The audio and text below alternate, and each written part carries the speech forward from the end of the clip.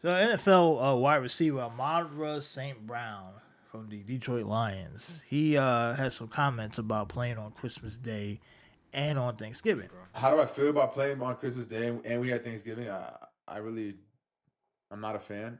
We got the two biggest holidays I feel like in the United States. We played on both of them, and I don't have kids yet. Like if I had kids, I'd be even more pissed. Like you can't really spend it with your family. Get to see your kids open gifts. I feel like that's a something that a lot of parents love to see and can't wait for. So I don't even like it. I'm not even a fucking father yet, so I can't imagine what dads on our teams are feeling like on the Vikings team, on the teams playing on Christmas Day, especially ones that have to travel. Like if you play in Minnesota, it's a little different. You're at home, you can go home right after. But us traveling, it's like damn. But This is like a trend of athletes, especially since the evolution of the podcast, that they get all these platforms and they're pretty much speaking their mind, which is all good and dandy, right? I guess people who listen to podcasts or want to hear from the athletes, you might like that. The problem here is that being out of touch with reality, and these guys are living in a bubble. They're trying to be relatable. These athletes are not relatable. You got to remember, these guys were pampered since like the first time they knew that they were going to be stars, right? A lot of these guys were pampered since they were like 5, 6, 7 years old, right? And the sacrifices that many of these families made throughout the years to make sure these guys were ready and good enough to make the NFL, right? Oh yeah, to go pro. Once they realize, oh, your son or your daughter, well, mostly son in many cases, are going to be a superstar athlete.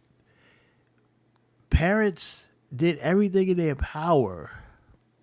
They miss Christmas. They miss the important stuff of other siblings in the family, probably, to make sure you got to your tournament games, right? So when these guys act like now as they made it, like, oh my God, I'm going to miss Christmas Day or a couple hours, I can't watch my kid open up a gift, which is kind of like, is that really the biggest problems in the world that you're having? Like, if that's your biggest problem, you should probably keep that to yourself. Because the fans, the ones who watch you, the ones who are going to be at work, that security guard who's got to work a 12-hour shift and only can probably hear the game on the radio, his little radio box in his little booth, he can't be home with his kids. But he'll still be listening to the game, the Detroit Lions game, because he's a Detroit Lions fan, right? Or how about the workers who have to work in the stadium, right? Who have to work in the stadium on Christmas morning, have to prepare and be there all day and won't get to see their kids open up gifts. And they don't make any money hardly, right? You guys are making 20, 30, tens and 30 and millions of dollars a year. And yeah, you're going to miss some important, you might miss a Christmas morning. Here, you might miss a Thanksgiving. Whoop-de fucking do. Whoop-de fucking do. You get to go home right after the games. You get to get on a plane, a private plane, and you get to get home. A flight is within a couple hours after the game. Yeah, if you play on the road, it will be a little bit longer. Yeah, but you still get to go home. Many workers, millions of people, will miss the whole day on Christmas or Thanksgiving because they have to work. They can't take off because they don't work, they don't eat, they don't get to pay their bills.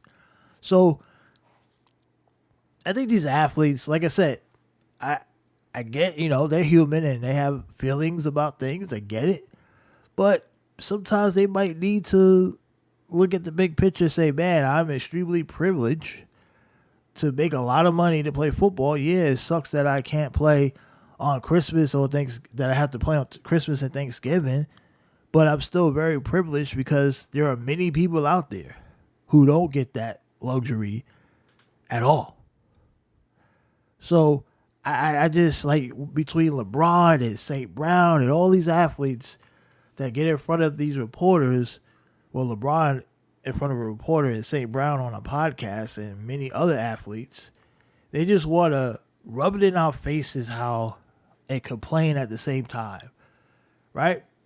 Like, it ain't like the guys who played in the 80s or 70s complaining because they didn't make any money hardly, right? A lot of them didn't make money. But your biggest stars complaining, like if the last guy on the roster was complaining, it wouldn't be a big deal because like, okay, yeah, you're probably making a minimum salary. You're not guaranteed to even have a job next year. You could get cut. Okay, maybe it sucks that you don't get to spend time with your family. I get it, but those guys not even complaining on camera. They're not on podcasts. Why is it the star guys complaining the most? Right? The star players are complaining. Not the middle of the road guys who make significantly less money. They're not complaining. It's always the stars that are complaining. LeBron, St. Brown, many other stars across the sports community, the professional sports community, are always the ones complaining. These guys are making 20, 30, 40, 50, and so almost some cases 60, and then with endorsements up to $100+ billion a year. And they're complaining about an inconvenience. Are you kidding me? Everybody would trade places with that in a heartbeat. I'm inconvenient for a few hours out of the day on a Christmas morning or Thanksgiving. Ooh, I got to go to work for 3 hours and play football or basketball before I go back home. Oh my God, it's not fair. Shut up. All right? Shut up. Don't want to hear it. How about the Amazon workers who are hustling those packages in the warehouse, in that hot-ass warehouse, all day on Christmas and Christmas Eve and Thanksgiving, all those holidays to prepare.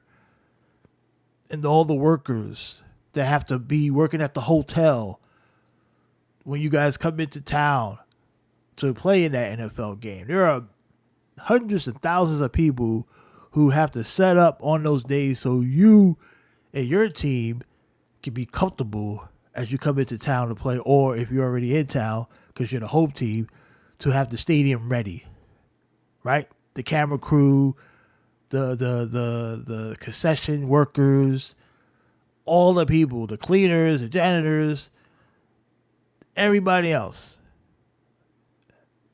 Shut up.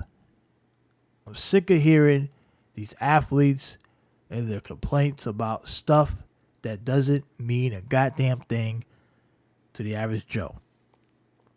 The pampered, they're whiny little bitches.